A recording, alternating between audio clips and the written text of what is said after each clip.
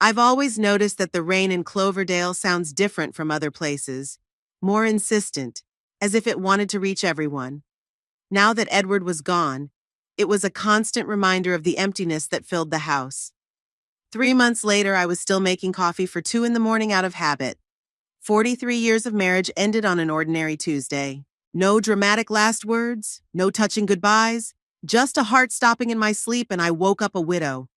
Edward had always been stingy with his emotions, but reliable as a rock.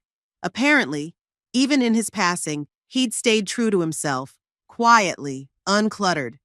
Our house in Cloverdale seems too big now. 2 stories, 4 bedrooms, and a garden that Edward had methodically cultivated every weekend for the past 20 years.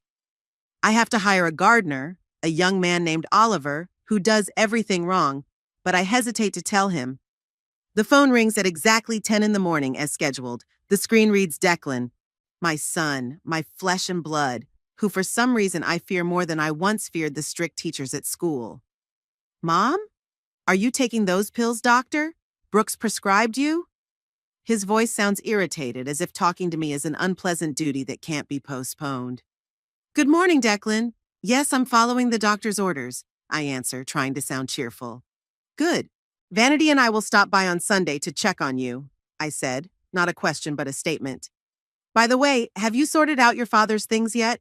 Can we make room in the garage? That's the real reason for the call. Not concern for my health, but a garage that can be used to store their junk. Declan is 41, but sometimes I think he's still 15. The same selfishness, the same lack of empathy. I'm not ready to go through his stuff yet, I answer quietly. There's a heavy sigh on the other end of the line. I can almost hear him rolling his eyes. Mom, it's been 3 months. We need to move on. It's just stuff. To him, they're just things.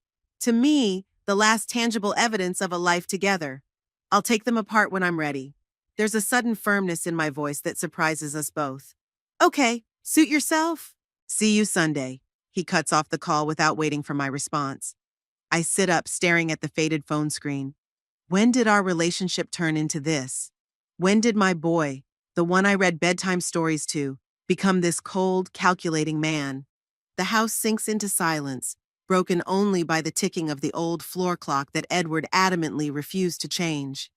They have character, Lori, he used to say. I walk up to our bedroom now, just my bedroom, and pull a photo album from the nightstand. I stare at snapshots from the past, as if trying to find the moment when everything went wrong. Here's Declan, 6 years old, smiling, hugging us both. Here's his high school graduation. He's already aloof, as if embarrassed by us. And here's his wedding to Vanity. He's looking at her with an adoration I've never seen directed at Edward and me. Vanity Petch, now of Newport. Tall, always impeccably dressed, with a smile that never reaches her eyes. She works in corporate training, always talking about some kind of training and coaching sessions. But in their 11 years of marriage, I've never once seen her show any real kindness or empathy. Lorraine, have you thought about moving to something more age-appropriate? Her favorite question, asked with fake concern in her voice every time they arrived. Edward couldn't stand her. A snake in designer shoes, he muttered as they drove away. And he was right. I remember how, at the funeral, she was more worried about taking appropriate photos for social media than supporting her grief-stricken husband. Although, to be fair, Declan didn't look particularly grief-stricken. I close the album and walk over to the window. The rain has intensified, pounding the roof with furious force. My thoughts go back to that night, just a week before Edward died, when he made the confession that changed everything. We were sitting in the living room. There was a documentary on TV about the Mediterranean, and Edward was watching it with unusual attention. I was knitting a scarf for Declan that he would never wear. Lori, Edward said suddenly, using my pet name. Do you remember that trip to Spain 15 years ago? Of course I remembered. 2 weeks in a small village on the Costa Brava, one of the few real trips we'd allowed ourselves. Edward was an accountant with his own small practice. I worked as a coordinator for an insurance company. We were never rich, but we weren't poor either. I remember it was wonderful there, I said, still knitting. I bought a house there, he said simply. The spokes froze in my hands. I looked up, sure I'd misheard him. You what? I bought a house. In that village, El Pueblo del Mar. It's small, 2 rooms with a sea view and a garden. It's in your name." I looked at my husband as if I'd seen him for the first time in 43 years. Edward, the methodical, cautious Edward who could spend a week thinking about buying a new coffee pot, had secretly bought a house in another country? But how? When? Was all I could squeeze out. 5 years ago, he said calmly, as if he were announcing the purchase of new socks.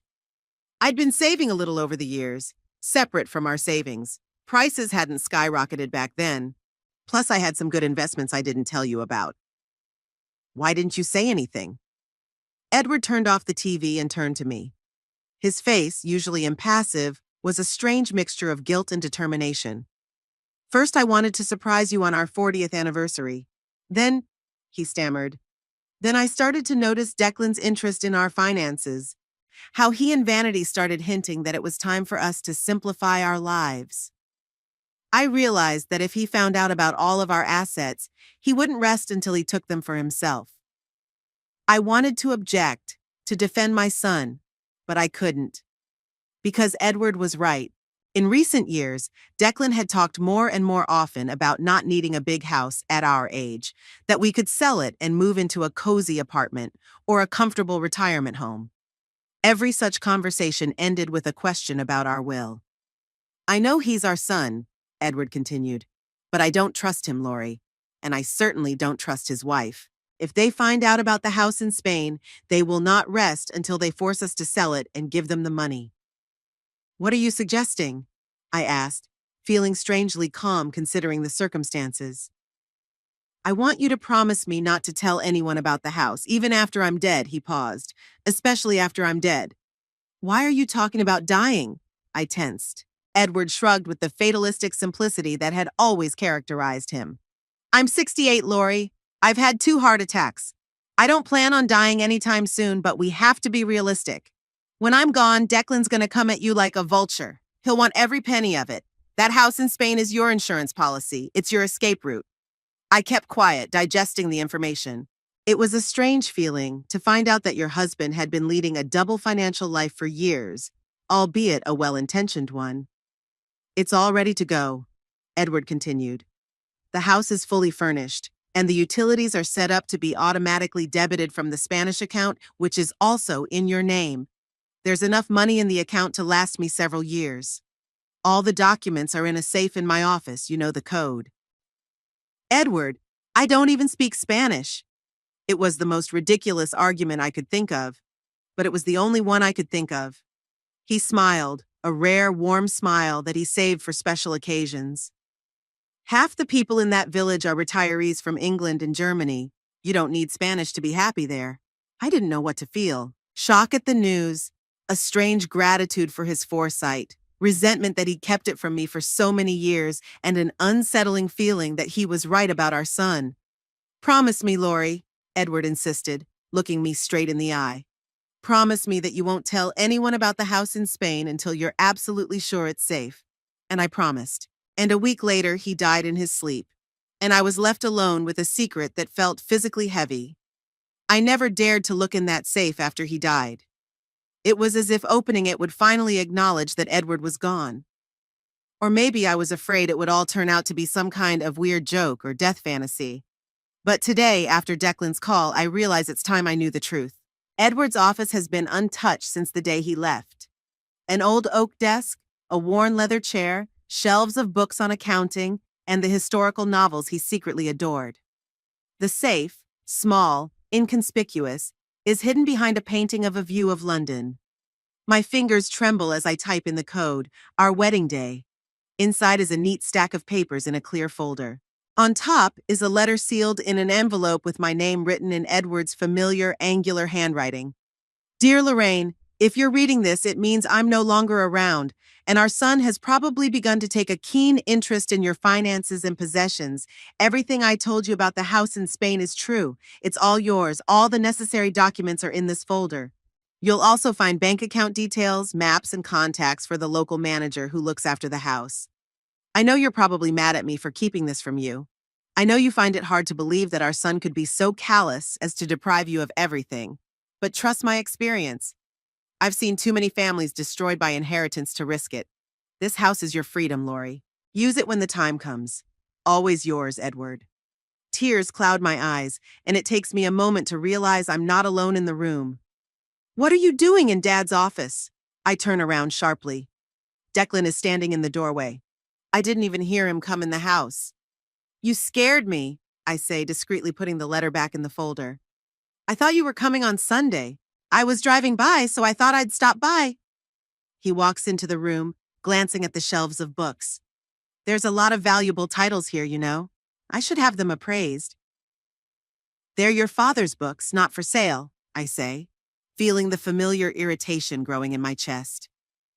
Declan smiles indulgently, like a small child. Mom, be practical. You need money more than you need old books. By the way, I spoke to a financial advisor. He thinks you should consider investing the money from the house sale in higher-yielding assets.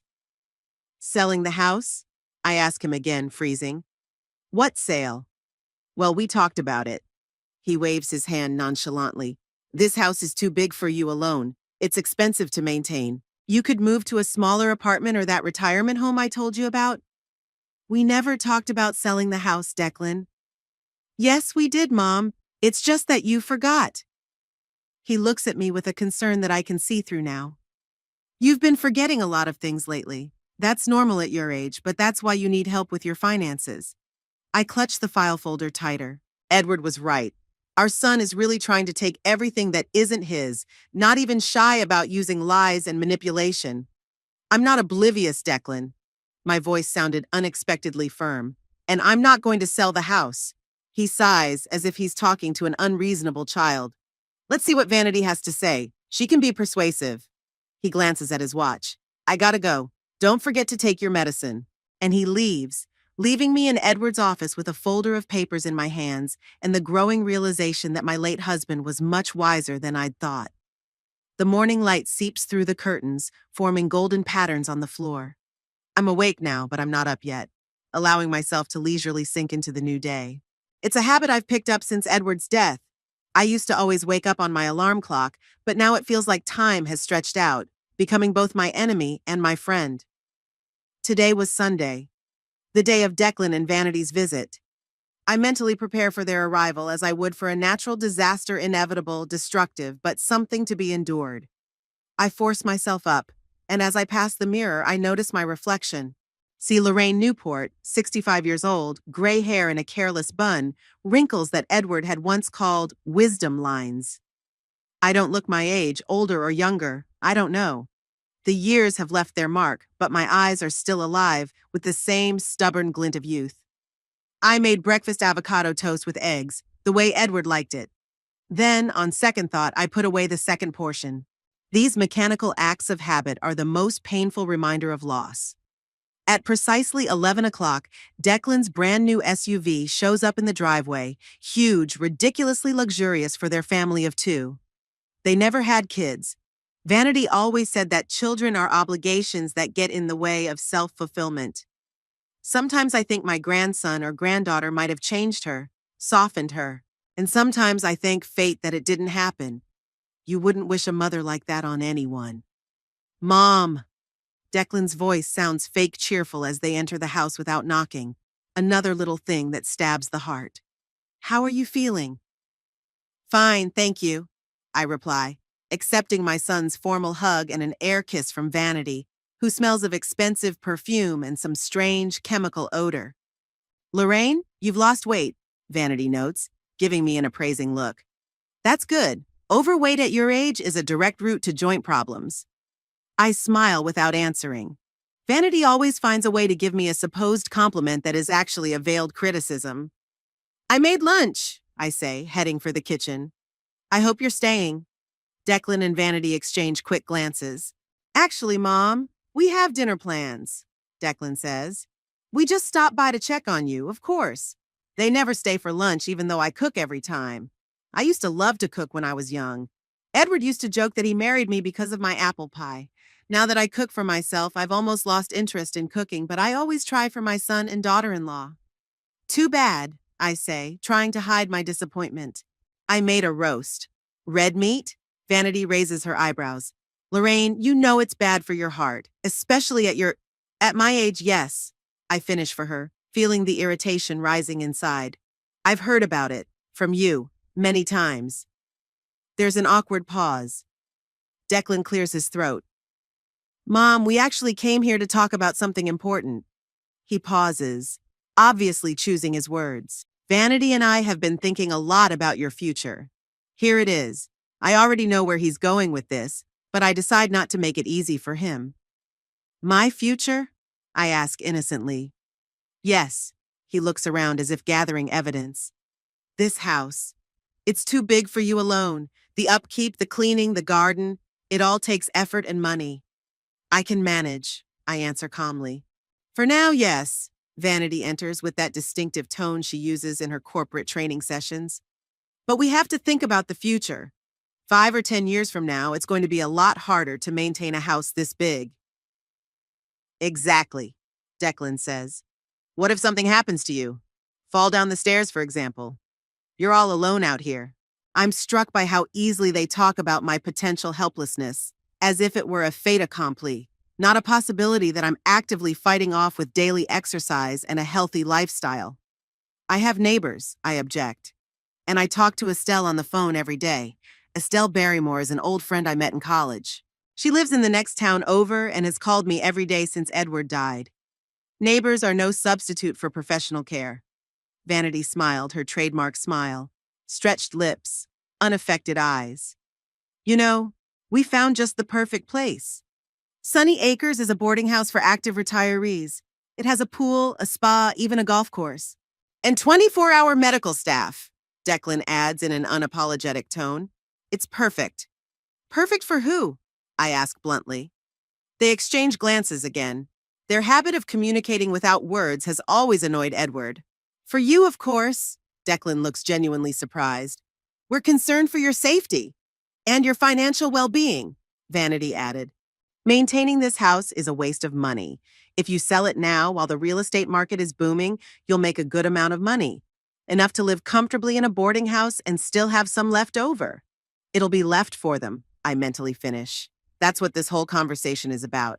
It's not concern for my safety or comfort. It's a desire to get the money from the sale of the house. I'll think about your offer, I say, realizing that a direct refusal will only provoke more aggressive pressure. Good! Declan brightens and pulls his cell phone out of his pocket. I think we should take some pictures of the house to show the realtor, just for a preliminary assessment, of course. Without waiting for my consent, he starts taking pictures of the living room, the dining room, the kitchen. Vanity, meanwhile, is opening furniture drawers, looking in closets, as if appraising the property. Do you mind if I measure the rooms? Declan asks, pulling out a tape measure. The realtor will need exact measurements. I watch their unceremonious invasion of my home mine and Edward's feeling a wave of resentment rise inside. But instead of letting it spill out, I just nod and say that I need to check something in the kitchen. Left alone, I let myself take a few deep breaths. Edward was right, completely right about Declan and Vanity. They're not just hinting at selling the house, they're already planning it without waiting for me to agree. And judging by their confidence, they have no doubt they can convince or coerce me. I return to the living room just in time to hear Declan tell Vanity in a low voice. I'm guessing 600, maybe 700. The house is old, but it's a nice neighborhood. What about her things? Vanity asks. You can't take much to a boarding house. Most of it will have to be sold or thrown away. Declan shrugs. Old furniture, books, who needs it? I cleared my throat, making my presence known. They turn around, but don't look embarrassed. Somehow that hurts the most. They don't even bother to pretend to ask my opinion of my own property. I think I'm going to go lie down, I say, suddenly feeling very tired. It's been a busy day. Sure, Mom. Declan comes over and kisses me on the cheek. We'll call again during the week to go over the details with the boarding house. And don't forget the documents we talked about, Vanity adds. Your will and power of attorney. Declan will need a signature authority to help you with your finances. I nod, not trusting my voice. They leave as unceremoniously as they came, leaving me in a house that now seems no longer mine. Only when their car disappears around the corner do I allow myself to cry. Not with sadness, but with rage. How dare they? How dare my own son treat me like a feeble old woman unable to control her own life? Wiping away my tears, I strode determinedly to Edward's office. It was time to get serious about the deeds to the Spanish house. The next few days pass in a strange calm. Declan calls twice, telling me what a wonderful boarding house they've found, how much I'll love it, how it will solve all my problems. I answer evasively, saying I'm still thinking, that I need time. On Wednesday morning, the doorbell rings. A middle-aged man in a business suit with a briefcase in his hand stands on the doorstep. "Mrs. Newport?" he asks. "My name is Brandon Quirk. I'm with Homestead Realty. Your son made an appointment for me to appraise the house." I freeze, not knowing what to say. Declan didn't even give me a heads up. What's more, he made the appointment with the realtor without my consent. "Come on in, Mr. Quirk," I finally say, deciding I'd better find out how far my son has gone with his plans. The realtor walks inside, looking around with professional interest. "It's a beautiful house," he comments. "Classic architecture, good layout. Of course, it will need some modernization to maximize its marketability, but overall, it's a very promising property." He speaks of the house, where most of my life has been spent, as a commodity. Well, in a way, he's right. It's just another deal for him. "Minus Mr. Quirk," I interrupt him. "Have you spoken to my son about selling the house?" "Yes, of course." He pulls a folder out of his briefcase.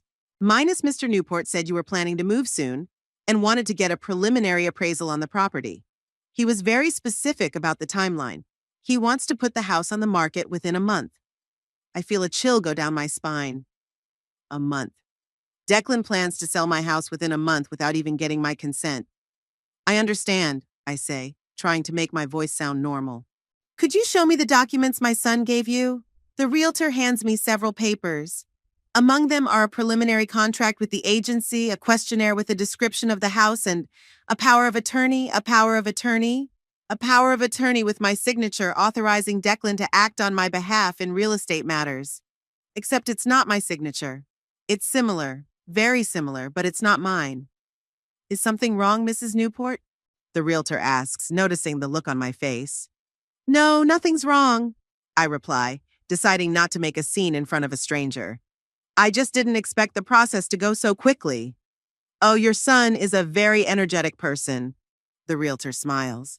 "He's already asked for information on several properties for your new home. Did he mention a retirement community?" "Yes, he mentioned that option." I return the papers. "Minus Mr. Quirk, I appreciate your time, but I'm afraid there's been a misunderstanding. I haven't made a final decision on the sale of the house yet. I need to discuss it with my son." The realtor looks surprised, but quickly pulls herself together. "Of course, Mrs. Newport, family decisions take time. Just let me know when you're ready to move on." After he leaves, I sit in the living room, stunned. Declan isn't just planning to sell my house. He's already forged my signature on the paperwork. This is no longer pressure, no longer manipulation. It's fraud, possibly even a felony. I'm calling Estelle, the only person I can trust. "Lori, what's wrong?" Her voice, as always, calms me down. "Declan forged my signature on the power of attorney," I say, still not believing my own words. "He's trying to sell my house without my consent." There's a pause.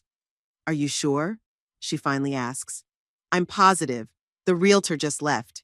He had a power of attorney with a signature that looked like mine, but I didn't sign it. Bastard, Estelle was never shy with words. "What are you going to do?" I take a deep breath. "I remember I told you about the house in Spain." "Yes, the one Edward bought secretly." "I think it's time to use that escape route," I say, feeling oddly calm about the decision I've made. "Are you sure?" "It's a big step, Lori." "What's left for me to do? Wait for Declan to take everything away from me? He's already shown what he's willing to do." "You could go to the police," Estelle suggests. "Forging a signature is a felony. I think about it. Report my own son?" Despite everything he's done, the thought provokes an inner resistance. "I don't want to take this to the police," I finally say. "At least not yet. But I have to protect myself." "And what are you planning?" "I'm going to look at the deed to the Spanish house. See if there's anything wrong with the title, the accounts. And then," I pause, realizing the seriousness of what I'm about to say, "and then I'll fly out there. Start a new life, away from Declan and his manipulations." Sounds like a good plan. Estelle's voice sounded approving. When are you thinking of going? I don't know yet. I need to sort out the paperwork first, maybe contact the house manager in Spain. Edward left all the contacts. I'll do that. Just don't do anything rash. And keep me informed. After talking to Estelle, I go to Edward's office and open the safe again. This time, I methodically examine every document, every piece of paper. Everything is exactly as Edward said. The house is fully registered to me. All the taxes are paid. And I have contacts for the local manager. One Javier Rodriguez. There's even a Spanish bank card in my name, with a decent amount of money in the account. I don't speak Spanish, and I don't know much about European law, but Edward seems to have thought of everything. The folder even contains a small phrasebook and contacts for a Russian-speaking lawyer in Barcelona. I spend the next few days in quiet, methodical preparation. I study flight schedules to Spain, lists of things to take with me, learn about health insurance for the elderly abroad. I don't tell Declan my plans, answering his calls evasively, giving the impression that I'm still considering his boarding house offer. Friday night, the doorbell rings. I open it and see Declan accompanied by an older woman in a strict suit. Mom, this is Mrs. Harper. He introduces the woman.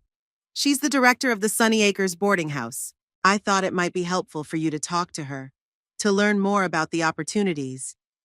I let them in, feeling a growing irritation at this uninvited visit. Mrs. Harper talks about personalized care plans, social activities, and safe environments.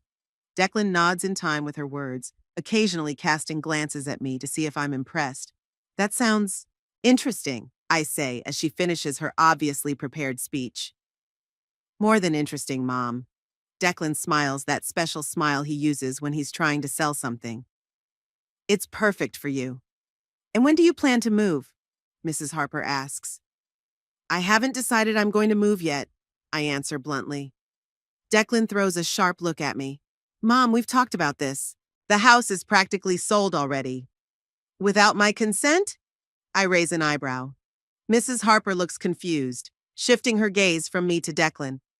I think I'll wait in the car, she says, walking tactfully away.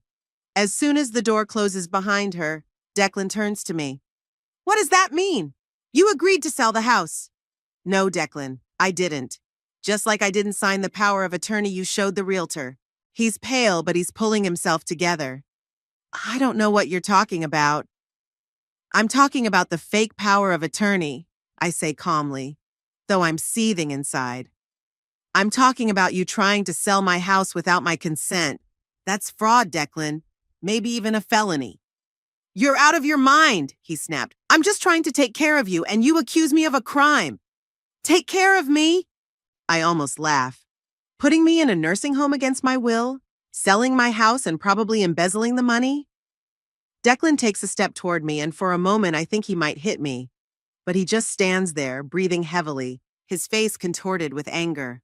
You ungrateful old woman, he hisses. After all I've done for you. What exactly do you do for me, Declan? I ask. Visit once a month? Call to make sure I'm not dead and disinherited? You don't understand, he tries to pull himself together. You can't live alone in this big house. It's dangerous and wasteful. This is my house and my life, I say firmly, and I decide what I do with it. Not you. Declan gives me a long look, then turns and walks out, slamming the door so hard the glass rattles. I sink back into my chair, feeling my hands shake. This was the first real confrontation between us in years. I'd always relented, always compromised, afraid of losing the last thread that connected me to my son. But now something has changed. Maybe Edward's death. Maybe the realization that Declan will never change, never be the caring son I dreamed of. I pull out my phone and go to the airline's website. I look at the flight schedule to Barcelona. The closest one is in 3 days. I click book and enter my credit card information. It's time to start preparing for a new life. Away from toxic relationships, away from manipulation and lies. In the house Edward prepared for me, as if anticipating what would happen after he died. I don't speak Spanish, barely know the country I'm about to move to, but somehow I feel strangely calm. Perhaps it's what they call a second breath, a sudden burst of strength and determination when everything seems lost. After our fight, Declan didn't call or show up for almost a week, probably waiting for my anger to subside or trying to find a new approach to the problem, as he no doubt calls me in his conversations with Vanity. I used the time to look more closely at the deeds to the Spanish house and to contact the bank, to make sure the account was actually active and available to me. Edward had organized everything flawlessly. The bank card linked to the Spanish account worked. The house manager, Javier Rodriguez, responded to my email, confirming that the house was in good condition and ready to move in at a moment's notice. "Your husband was a very prudent man, Senora," he wrote. I couldn't agree more. Tuesday morning, I woke up earlier than usual. The sun was still just rising, coloring the sky a soft pink. I went down to the kitchen, made coffee, and sat by the window, looking out at the garden Edward loved so much. The roses were just beginning to bloom. He wouldn't see them this year. It was strange how little things like that sometimes caused more sadness than global changes. My phone jingled, alerting me to a message. I unlocked the screen and froze for a moment, looking at the text from Declan. "Mom, pack your bags. The house is sold." 7 words. 7 cold, soulless words letting me know that the place where I'd lived most of my life no longer belonged to me. No sorry about that or, "We'll find you a good place to live." Just a fact, stated with an efficiency a robot would envy. I reread the message several times, expecting to wake up in pain or rage, but instead I felt strangely relieved. It was as if the last thread holding me trapped in my old life had finally broken. My fingers hovered over the keyboard. I could have responded with an angry tirade, a reminder of the signature forgery, a threat of legal consequences. But instead I wrote, "Okay, I'll find a place to go." After sending the message, I took a sip of coffee, savoring its bitter flavor. I wondered if they could make good coffee in Spain. Surely they do, they've had plenty of time to do it. The phone rang again. I was expecting another message from Declan, maybe asking where I was going to move to, or offering to help me pack. But the screen showed Estelle's name. "How are you, darling? Did I hear the news?" I told Estelle about the house in Spain shortly after Edward's funeral. She was the only person I could trust with the secret without fear of the information reaching Declan. "Declan just informed me that he sold the house. He didn't even ask where I was going," I replied. The reply came instantly. "Scumbag, what are you going to do?" I took a deep breath and made the decision that had been maturing in me since the moment I learned of the existence of the Spanish house. "I think it's time to use Edward's emergency exit. I'm going to fly to Spain." "Are you sure, Lori?" "It's a big step." "And where does that leave me? Wait for Declan to completely strip me of everything? He's already shown what he's willing to do." "You could go to the police," Estelle suggested. "Forging a signature is a felony," I wondered. File a report on my own son? Despite everything he'd done, the thought was causing internal resistance. "I don't want to take it to the police," I finally answered. "At least not yet. But I have to protect myself." "When are you thinking of flying?" "I'll see what the next flights are. We need to act fast before Declan comes up with something else. Keep me in the loop, and if you need help, I'm here for you." Thanking Estelle, I opened my laptop and began searching for airfare to Barcelona, the closest major city to the village where the house was located. I found a flight 3 days later at 10 in the morning. Not too soon to be rushed, but not far enough away for Declan to get in the way. I clicked book and entered my credit card information, feeling a step closer to freedom with each movement of my fingers. Around 3 in the afternoon, the phone rang. Declan's number. I hesitated but answered anyway. "Did you get my message?" he asked without greeting. "Yes, I did," I answered calmly. "What are you thinking of doing?" He sounded impatient, as if my plans were a minor detail in his schedule. As I wrote, "I'll find somewhere to go." There was a pause. Apparently, he was expecting questions, requests for help, or perhaps a tantrum. "Vanity and I think the Sun Acres is still a good option for you," he said finally. "There are some seats available there." "Thank you, but I've already decided on that." My voice sounded more confident than I'd expected. "Really?" There was suspicion in his tone. "Where are you going to move to?" "I have options," I said evasively. "What options?" he insisted. "Are you going to Estelle's? Her house is too small for two people. Interestingly, he hadn't even considered the possibility that I could move in with him and Vanity. In fact, I'd have said no even if they'd offered. Don't worry about it, Declan. I'll be fine. Mom, don't be silly. You're 65. You have blood pressure problems and you've never lived alone. You need help. It's weird coming from the man who just threw me out of my own house. I appreciate your concern, I said, trying to keep the sarcasm out of my voice, but I'm perfectly capable of taking care of myself. We'll discuss it when we meet, he said, his tone unobjectionable. I'll stop by tomorrow and we'll look at Sunny Acres together. The new owners want to move in 2 weeks, so we have to hurry. I'll be busy tomorrow, I replied. With what? He sounded genuinely surprised, as if he couldn't imagine that I had any plans. I have a meeting with my lawyer, I lied, deciding that a little lie was acceptable in my situation. With a lawyer?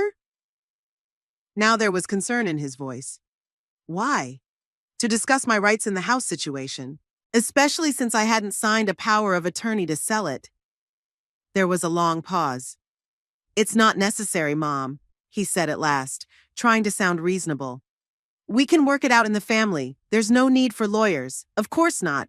Lawyers could ask uncomfortable questions about forged documents. We'll see, I replied. Anyway, I'm busy tomorrow. Okay, Thursday then. He didn't give up. And Mom, please don't do anything stupid. I just want you to be safe. I almost laughed at the irony of the situation. My son, who just robbed me of my home through fraud, is worried about my safety. Goodbye, Declan, I said, and hung up without waiting for an answer. I looked at the phone screen, feeling strangely calm. The decision had been made, the ticket had been purchased. In 3 days, I would be on my way to a new life, away from toxic relationships and manipulation. In the evening, Estelle called. Have you bought your ticket yet? She asked without preamble. Yes, for Friday, 10 o'clock in the morning. Great, I'll drive you to the airport. I don't want to bother you, I started, but she interrupted. Don't even think about saying no. I'll drive you, period. What's more, I'm offering to pick you up early to avoid a possible encounter with Declan. He could make a scene at the last minute. I knew she was right. Declan's not the type to let go of control easily. Thank you, Estelle. I don't know what I'd do without you. The same thing you're doing now. Fight for your freedom. Just maybe with more difficulty, she said quietly. Are you going to tell him where you're going? I thought about it. No, I finally decided. Let him find out for himself. If he really wants to know where I am, he can call. He has my phone number. Do you think he'll come looking for you? At first, maybe out of annoyance that his plans were interrupted. Then, I don't know. Maybe he'll even be relieved that he doesn't have to take care of his old mom. Don't say that, Lori. You're not old. And even if you were, children should take care of their parents. It's normal. Maybe, I sighed. But the world doesn't always work the way it should. Either way, I no longer expect from Declan what he can't or won't give. After talking to Estelle, I felt a new surge of determination. I'm going to miss her, one of the few people truly close to me. But she promised to come visit me as soon as I was settled in. The next day passed in a strange calm. I didn't start packing, it was early, and I didn't want to risk Declan dropping by unexpectedly. Instead, I made a mental list of what I would take with me. How do I pack 65 years of my life into 2 suitcases? What to take and what to leave behind? Not easy decisions, but they could wait another day. The phone vibrated around noon. A message from Declan. Arranged a meeting at Sunny Acres for Thursday, 1400 hours. Pick you up at 13:30. He didn't even ask if that time was good for me, just put it in front of me like he always did. I didn't bother answering. I'd have other plans by Thursday and no Sun Acres would bother me. In the evening, I looked at pictures of the Spanish village where my new home was located. El Pueblo del Mar is a small coastal town with white houses, narrow streets, and stunning views of the Mediterranean Sea. From the photos, the place looked exactly as Edward had described it. Quiet, sunny, perfect for a quiet retirement. Declan showed up on my doorstep the next day. No warning, no call. Just rang the doorbell around 2 in the afternoon. You didn't answer my message about Thursday, he said instead of greeting me, walking into the house. I was busy, I replied. trying to hide my irritation at his unceremonious intrusion. Busy with what? He looked around the living room as if searching for evidence of my busyness. Did you see a lawyer? That's none of your business, Declan. He raised his eyebrows. None of my business? Mom, I'm trying to help you, and you're acting, weird. Weird? I almost laughed. You sold my house without my consent, forging my signature on the deed, and I'm acting weird. I was acting in your best interest, he said with such conviction that for a moment I almost believed he believed it. You need help, professional care. Sun Acres is the perfect place for you. I already told you. I found another option. What's that? He crossed his arms across his chest. You still haven't told me where you're going to move. And I won't, I said firmly. You forfeited your right to know what I was planning the moment you decided to take over my life without my consent. Declan stared at me with an expression I couldn't quite decipher. Surprise, annoyance, maybe even fear that his carefully thought-out plan might fall apart. You can't live alone, Mom, he finally said. It's dangerous. What if you fall? What if you get sick at night? The same thing that would happen to any other adult, I replied. I'll call for help. Declan, I'm 65, not 95. I'm quite independent. But your blood pressure's... It's under control thanks to the medication, which, by the way, I take regularly, no reminders. He ran his hand through his hair, a gesture he always did when he was annoyed. Why are you making this so difficult? I just want to help. No, Declan. I looked him straight in the eye. You want to control. It's not the same thing. I'm your son. His voice got higher. Who better than me to take care of you? Taking care doesn't include selling my house without my consent or forging my signature on documents. I kept my composure, even though I was seething inside. It's manipulation and control. He looked at me like he was seeing me for the first time. Maybe he was. Maybe he'd never seen the real Lorraine before. Just the comfortable, compliant mother who always said yes and never caused problems. I'll come on Thursday, he finally said in a tone that allowed no objection. We'll watch Sunny Acres and make a decision together, as a family. I didn't argue. What was the point?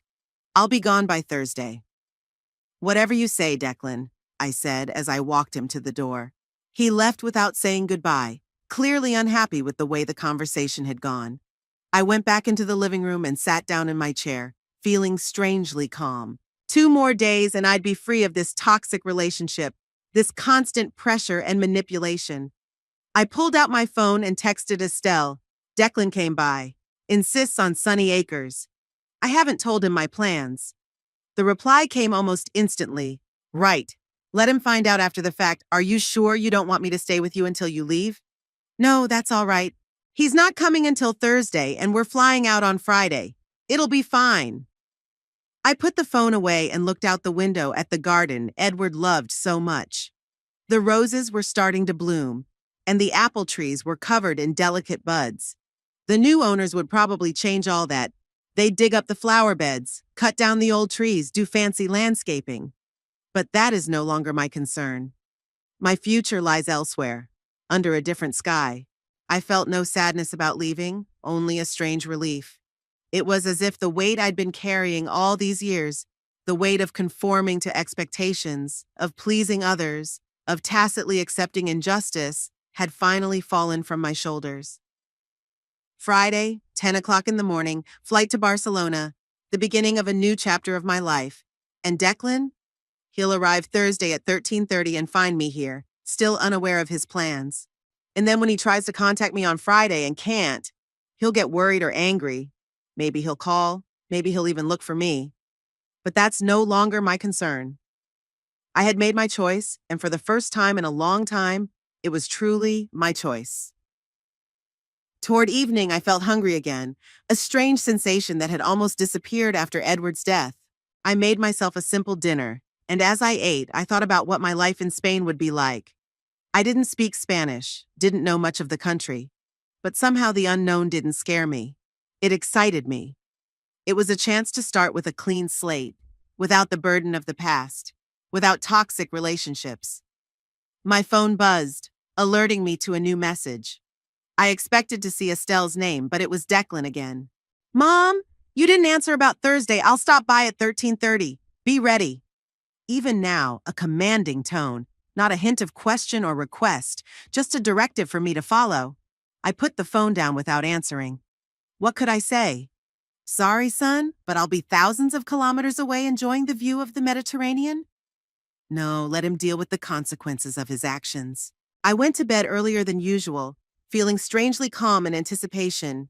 The plane ticket was bought. Estelle had agreed to drive me to the airport, and the manager of the house in Spain knew of my imminent arrival. All that was left was to wait until Friday and take the first step towards a new life. As I fell asleep, I thought about the little house in the Spanish village Edward had told me about. White walls, red tile roof, a view of the sea from the terrace. A life free of toxic relationships and manipulation. A life on my own terms. Thursday began with the shrill rattle of my alarm clock at 6 in the morning. I'd never been an early bird, but today there was a lot to get done before Declan arrived. The flight was scheduled for tomorrow, 10 in the morning, and I hadn't even started packing yet. I went into the bathroom, washed my face with cold water, and looked at my reflection carefully. The wrinkles around my eyes had gotten deeper in the last few months, and there was more gray hair. But the look had changed, a determination that hadn't been there before. Edward would be proud. After breakfast, I pulled 2 suitcases out of the closet, the large travel suitcase I'd bought for that trip to Spain 15 years ago, and a smaller one for carry-on luggage. I set them on the bed and froze, not knowing where to begin. How to pack 65 years of life into 2 suitcases, what to take and what to leave behind. The photo albums, the letters, the autographed books, the collection of porcelain figurines Edward and I had spent a lifetime collecting. Each thing was a memory, each decision difficult to make. In the end, I decided to take the essentials: clothes, personal papers, a few photographs, the jewelry Edward had given me, and the small porcelain figurine, the first in our collection, the one we'd bought on our wedding day. The rest, well, the rest could wait. Maybe someday I'll come back for my stuff. Or maybe I'll learn to live without them. I methodically packed my suitcases, trying not to make any noise. Even though I knew it was stupid, the neighbors wouldn't hear, and Declan wouldn't arrive until 13:30. Cautiousness had become a habit over the weeks, as had my constant eye on my son's possible reaction. I paused a few times to drink tea and gather my thoughts. Leaving the house I'd lived in for most of my adult life was harder than I'd expected. Not because of the walls or the furniture, because of the memories that were woven into them. This was where Declan had taken his first steps. This is where Edward and I celebrated our wedding anniversaries. This was where we'd grown old together, loving each other with a quiet, unobtrusive love that had only grown stronger over the years. By 11 o'clock, most of my things were packed. I hid the suitcases in the dressing room. If Declan came into the bedroom, he wouldn't see them. Then I pulled all the documents for the Spanish house and the plane ticket out of the safe and packed them in my carry-on, along with the necessary medications and toiletries. Looking at my watch, I realized I still had time to make lunch. Declan never stayed to eat, but today might be different. It could be our last meal together for a long time, maybe forever. Despite all the resentment, the thought brought sadness.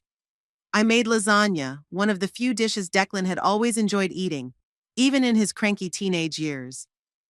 As I cooked, I thought about how our relationship had changed over time. Once he'd been a little boy who came to me for comfort after every scratch. Then a teenager, distant but still capable of moments of sincerity. And finally, a grown man who saw me only as a burden and a potential inheritance. Where did I go wrong? What could I have done differently? Or was it not my fault, just life, which rarely plays out according to our script? My musings were interrupted by the ringing of the phone. Estelle. "How are the preparations going?" she asked without preamble. "Almost done," I answered, holding the phone to my ear with my shoulder as I took the lasagna out of the oven. "All I have to do is wait for Declan, survive the meeting, and I'm ready." "Are you sure you want to go out with him? You could crash at my place, avoid a confrontation." I thought about it. It was tempting to just leave, leaving Declan a note or even nothing, but something inside me resisted that decision. "No," I finally said. "I have to face him. It's the right thing to do." "Suit yourself." Estelle sounded doubtful. "But be careful. He might try to manipulate you, make you stay." "I know he will, but I've made my decision and I'm not backing down." "All right then. I'll pick you up at 7 o'clock tomorrow morning. Be ready. We said goodbye, and I went back to my preparations.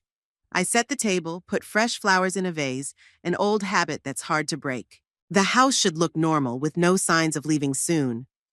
At exactly 13:25, I heard the sound of a car pulling up. Taking a deep breath, I walked over to the window. Declan's SUV had stopped in the driveway. He got out alone, without vanity already unusual. Usually they arrive together, presenting a united front. The doorbell rang a minute later. I opened it, trying to look calm and collected. "Declan, come in," I said, stepping aside. He came in, giving me a hard look. "You look good," he said with slight surprise. "Thanks," I smiled. "I made lunch if you're hungry." "Lasagna." Declan froze for a moment, not expecting the welcome. "Actually, I've already had lunch," he said. "And we should be at the Sun Acres in half an hour. Mrs. Harper is waiting for us." "I see." I tried not to show disappointment. "Then perhaps a cup of coffee before we leave." He nodded, and we went into the kitchen. I poured him a cup of coffee, black, no sugar, like he always drank.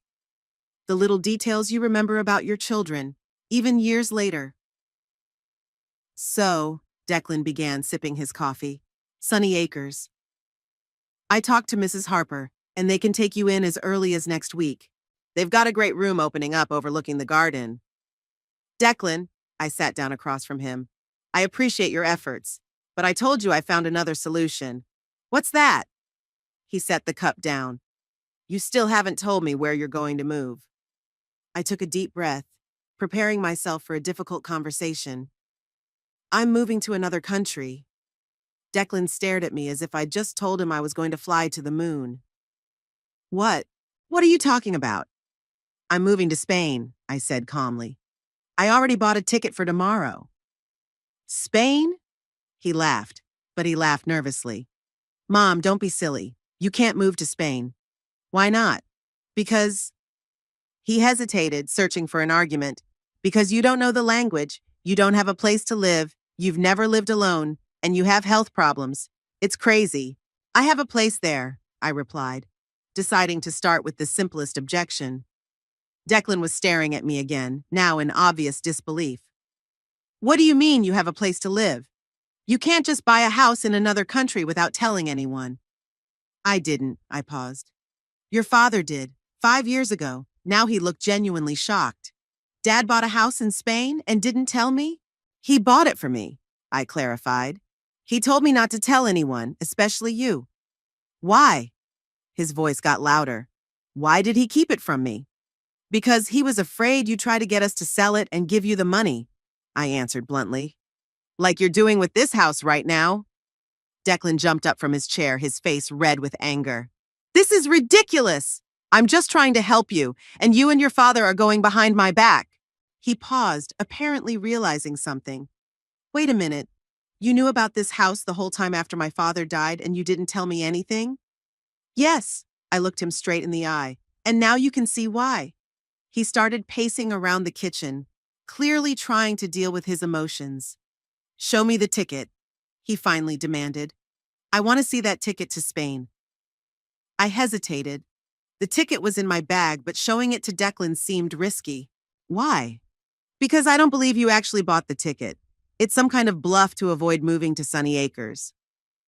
Deciding that proof couldn't hurt, I went to the hallway where I'd left my bag, pulled out the printed ticket and held it out to Declan when I returned to the kitchen. He grabbed it, looked it over quickly, and went pale. "Tomorrow? You're flying out tomorrow?" "Yes," I nodded. 10 in the morning. Declan threw the ticket on the table as if it burned his fingers. "You can't just leave! What about the house? What about your stuff? What about—" "You already sold the house," I reminded him. "Without my consent, by the way. And the stuff. I took the essentials. The rest I can either sell or keep at Estelle's until I decide what to do with it." "That's crazy," he shook his head.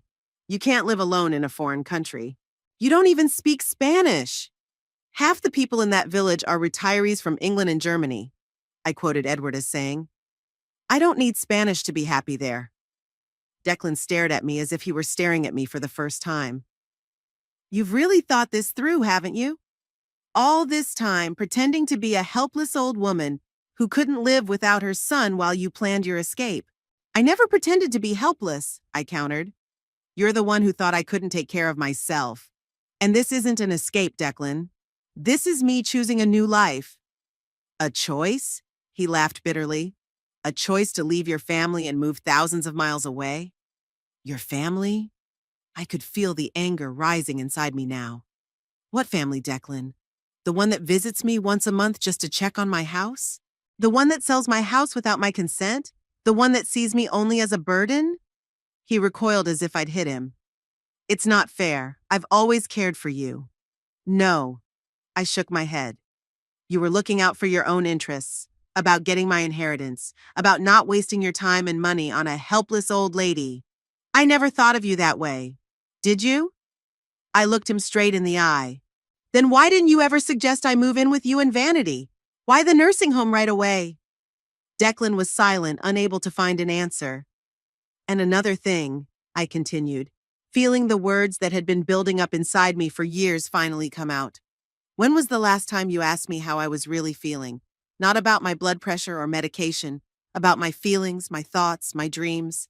When was the last time you saw me as a person, not a problem to be solved? He stared at the floor, avoiding my gaze. Yeah, I've been busy. Work, home, my own problems. Everyone's busy, Declan. My voice softened. But they make time for the ones they love. We stood in the kitchen in a heavy silence. The sunlight streaming in through the window fell on the table between us, illuminating the abandoned ticket, a symbol of my future and our discord. What now? He finally asked. You're just going to leave tomorrow and that's it? Yes, I nodded. Estelle will drive me to the airport. What about the house in Spain? There was a new note in his voice, calculating, evaluating. Is it in your name too? Here it is, the question that interested him the most. Yes, I answered. Edward put it in my name. And you weren't going to tell me about it? There was an accusation in his tone. Hiding the property from your own son? Not hiding it, protecting it, I corrected him. From the man who sold my house without my consent. It's my inheritance. He suddenly blurted out, and for a moment I saw his true face, greedy, counting on what didn't belong to him. Half of it was supposed to go to me. Inheritance? I shook my head. Declan, I'm still alive. Everything I have is mine, not your future inheritance. Dad always said he'd take care of both of us, he insisted. And now it turns out he secretly bought the house and put it in your name, depriving me of my rightful share. Your legal share of what? I was beginning to lose my patience. The money your father made? The house he bought for me? You're entitled to inherit after I die, Declan, but not while I'm alive. He clenched his fists, his face red with anger. You and your father, you've always been in league with him, always conspired against me, always thinking me unworthy, ungrateful. We loved you, I replied, tears welling up in my eyes. Loved you with all our hearts, but you've changed, Declan. You've changed. Different. I've become a realist, he snapped. Unlike you, who live in a fantasy world where everyone cares about each other for no gain. The words were like a slap in the face. Is that really my son? The boy I raised, taught kindness and compassion? If that's what you really think, I said quietly, then I have even more reason to leave. Declan stared at me, his gaze a mixture of anger, resentment, and something else, maybe the realization that he'd gone too far. You can't just leave, he said again, but without the same confidence. You're my mother. Yes, I am your mother, I agreed. I always will be. But I'm also a human being with my own desires and rights. And now I want to start a new life away from toxic relationships, away from the constant pressure and manipulation. Toxic relationships? He almost shouted those words. Did Estelle put you up to this? Or did you read all those modern psychology books? No, Declan, I shook my head. Living with you in Vanity had taught me to recognize manipulation and emotional abuse. He looked as if I'd slapped him. I didn't realize? Maybe. I softened my tone. But it didn't hurt any less. We were silent again. Birds chirped outside the window and life went on as usual, ignoring our family drama. I'm going to sue, Declan said suddenly. I'll contest the deed to the Spanish house. Prove that my father was incapacitated when he signed the deed. You can't do that. I looked at him calmly. Why not? Because then you'd have to explain why you forged my signature on the power of attorney to sell this house, I replied. I think the judge would be very interested in that story. Declan paled. You wouldn't sue your own son. I wouldn't, I agreed. But if you try to take the Spanish house away from me, I'll do whatever is necessary to defend myself. We stared at each other across the kitchen table, mother and son, almost enemies. How had we gotten to this point? Where was that turning point when love and caring turned into calculation and manipulation? Go away, Declan, I finally said. We have nothing more to say to each other. You'll regret this, he grabbed his jacket. When you're alone in a foreign country with no friends, no language skills, no help, you'll regret it. And don't think you can go back, not to me. I wasn't going to, I said quietly. Goodbye, Declan. He left, slamming the door so hard that the glass rattled. I stayed in the kitchen, staring at the untouched lasagna and feeling a strange emptiness inside. Not pain, not regret, just emptiness, as if something important had ended, making room for something new. I called Estelle, told her about the fight. He threatened to sue, I concluded. Empty threats, she snorted. He knows you can counterclaim. Besides, international litigation is expensive and time-consuming. He doesn't have the patience or the money. I hope you're right, I sighed. Anyway, now he knows about the house in Spain and that I'm leaving tomorrow. Do you think he might try to interfere? I hesitated for a moment. I don't know. He was very angry. But on the other hand, if I leave, the helpless mother problem will solve itself. Maybe he'd even be happy when he realized it. Let's not take any chances, Estelle decided. I'll pick you up at 6 in the morning, not 7. Better to wait an hour at the airport than to get into trouble. I agreed, feeling grateful for her support and care. That's what true friendship is all about, not control and manipulation, but a genuine desire to help, respecting other people's choices. After talking to Estelle, I went back to packing. Now that Declan knew I was leaving, there was no point in hiding my suitcases. I pulled them out of the dressing room and finished packing them, paying special attention to documents and valuables, anything that couldn't be easily replaced in my new life. In the evening, I walked through the house one more time, saying goodbye to every room, every corner that held memories. The bedroom where Edward and I had spent so many nights talking about the day before. Declan's nursery, long ago turned into a guest room, but still bearing traces of his childhood in the form of height marks on the door jamb. In the kitchen, where I'd made thousands of meals, where we'd celebrated birthdays and holidays. Edward's study was where I stayed the longest. His presence was stronger here than anywhere else. I sat down in his chair, ran my hand over the tabletop, breathed in the smell of old books and leather. You were right, Edward, I whispered. Thank you for taking care of me. Before I went to bed, I checked my papers again, my ticket, my passport, everything was in order. Then I showered, drank a cup of herbal tea, and went to bed, wondering how calm I felt after such an emotional scene with Declan. Maybe it was because I'd finally said everything I'd been saying for years, or because I'd made a decision and knew it was the right one. Either way, I felt not fear of an unknown future, but a quiet anticipation of new possibilities. As I fell asleep, I thought about how I'd changed in the weeks since Edward's death. From a quiet, compliant woman who'd always put the needs of others before her own, I'd become a person who could stand up for herself, make tough decisions, and start a new life at 65. Edward would be proud of me. And Declan. Well, maybe one day he'll understand. Maybe time and distance will help him see things differently. Or maybe not. Either way, I could no longer build my life around his approval or disapproval. The alarm clock rang at 5 in the morning, though I was already awake. The excitement of leaving had kept me up all night as I fell into a restless sleep, then woke up again to check the time. Today was the beginning of my new life, and the thought was both frightening and exhilarating. I took a quick shower, got dressed, and checked my suitcases one more time. Everything was ready. Estelle was due at 6, and my flight left at 10. Plenty of time to get to the airport safely, even with the morning traffic. At 5:30, I went down to the kitchen for the last coffee in the house. Turning on the kettle, I went to the window and pulled back the curtain. And froze. Declan's car was parked in the street, right in front of the house. At first I thought I was imagining it. Maybe it was a similar car. But no, it was his SUV. I'd recognize it anywhere. What's Declan doing here this early? Had he decided to make another scene before I left? I moved away from the window, trying not to attract attention. My phone read 5:35. Estelle was still 25 minutes away. I dialed her number, trying not to panic. Lori? She answered sleepily. Is something wrong? Declan's here, I whispered, even though I knew he couldn't hear me. He's sitting in the car in front of the house. Shit. Estelle woke up instantly. Did he see you? No, I saw him from the window. It looks like he's going to stop me from leaving. I'll be there in 15 minutes, she said firmly. Pack your things and wait for me at the back door. The back? But there's no driveway. Exactly. I'll park on the next street and go through Mrs. Peabody's garden.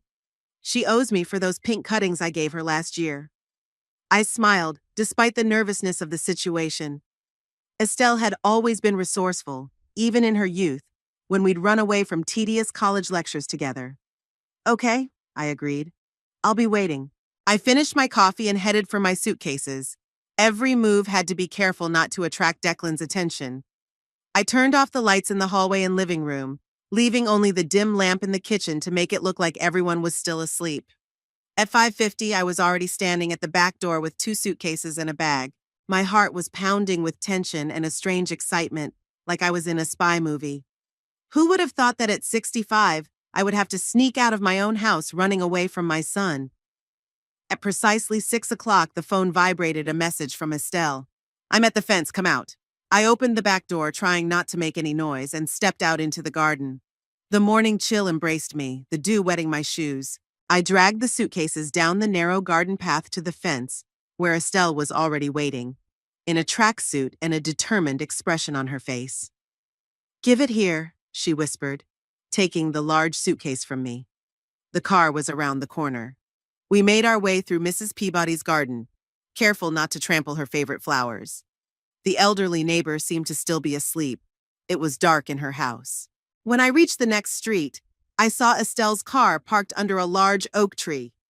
Hurry, Estelle urged, helping me load my suitcases into the trunk. We have to get out of here before your son suspects anything. We got into the car, and Estelle drove off carefully, keeping the headlights off until we were well away from my house. I can't believe we're having to do this, I said, still nervous with worry. It's like I'm some kind of criminal running from the law. The criminal here is your son, Estelle cut me off. Forging documents, trying to sell your house without consent, and now you're being followed. I wouldn't be surprised if he tried to physically stop you from leaving. I sighed, recognizing my friend's point. Declan had really gone too far. Do you think he'll call the police? I asked, suddenly troubled by a new thought. What if he reported me missing? And what would he say? Help. My mother ran away from me to live in her own house in Spain? Estelle snorted. You're a grown woman, Lori. You have every right to go wherever you want. She was right, and yet the anxiety wouldn't let go of me. I knew Declan. He wasn't the type to give up easily. We drove in silence for a while, pulling out of the suburbs and onto the highway leading to the airport. The morning fog had not yet cleared, giving the landscape outside the window a ghostly, unreal look. It was as if nature itself had decided to set the stage for my escape to a new life. I got a strange call last night, Estelle said, breaking the silence. It was from your cousin Marjorie. Marjorie? I turned to my friend in surprise. We hadn't spoken in years. What did she want? Oh, she was very concerned about you. Estelle sounded sarcastic. She said something about you making rash decisions, that you needed your family's help during this difficult time, and that Declan was just trying to take care of you. I froze, realizing what was happening. Declan had contacted her? But why? Gathering an army, Estelle gave me a quick glance. Getting the relatives on his side to pressure you. Classic manipulative tactic. If you can't control her directly, bring in allies. And what did you tell her? That you were a grown woman, capable of making your own decisions, and that if she really cared about you, she could call you personally instead of listening to Declan's one-sided version. Estelle grinned. She wasn't particularly pleased. I shook my head, feeling a mixture of annoyance and sadness. Marjorie had always liked to meddle in other people's affairs, but we'd never been particularly close. The fact that Declan had approached her showed how desperate he was to keep control of the situation. Who else called? I asked, realizing Marjorie wasn't the only one.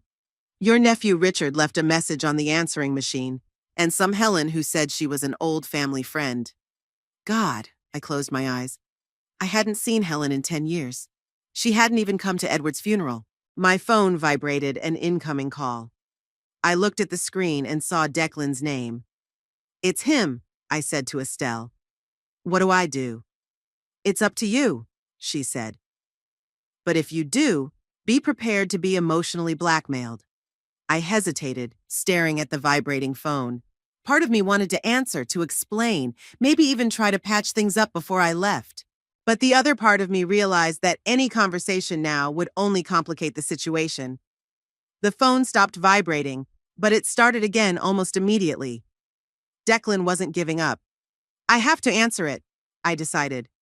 Otherwise, he might actually call the police. Estelle nodded, keeping her eyes on the road. I took a deep breath and pressed the receive button. Yes, Declan. Where the hell are you?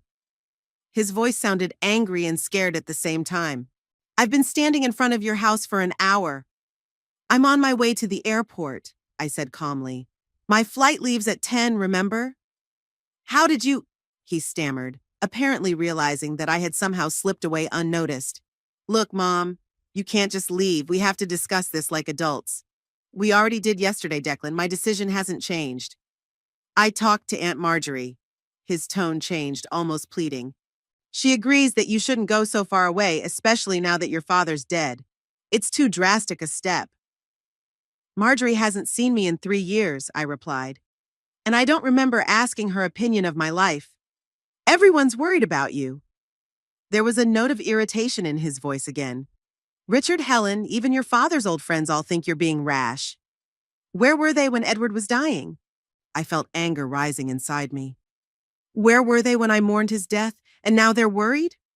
There was a pause. I could hear Declan's heavy breathing on the other end of the line. I'm going to sue, he finally said. I'll contest the deed to the Spanish house, prove that my father was incapacitated when he signed the deed. We talked about this yesterday, I reminded him. You know those are empty threats. No, I'm serious. His voice became hard. I have a lawyer. He says we have a good chance, especially since the house was bought in secret from the rightful heir. Let's not end up with lawsuits and threats, I said softly. You're my son. I'll always love you, no matter what. Then come back, he almost shouted. Cancel the flight, come home, and we'll talk about it. We'll find a compromise. No, Declan, I said firmly. I'm not going back. I'm going to Spain today, and I'm starting a new life. If you want to be a part of it as an equal, with respect, I'm always happy to. But I won't let you control me anymore. You'll regret it. His voice turned icy. When you find yourself alone in a foreign country with no friends, no language skills, no help, you'll regret it. And don't think you can go back. Not to me. I don't intend to, I said quietly. Goodbye, Declan. I ended the call feeling strangely light, as if a heavy weight had been lifted from my shoulders. Estelle gave me a sympathetic look. Are you all right? Yes, I nodded, wondering how true that was.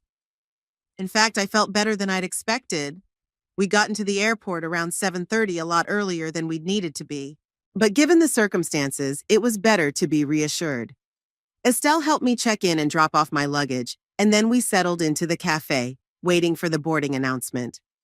Are you sure you don't want me to go with you? She asked. I could take a vacation, help you get settled. No, thank you, I smiled, touched by her concern.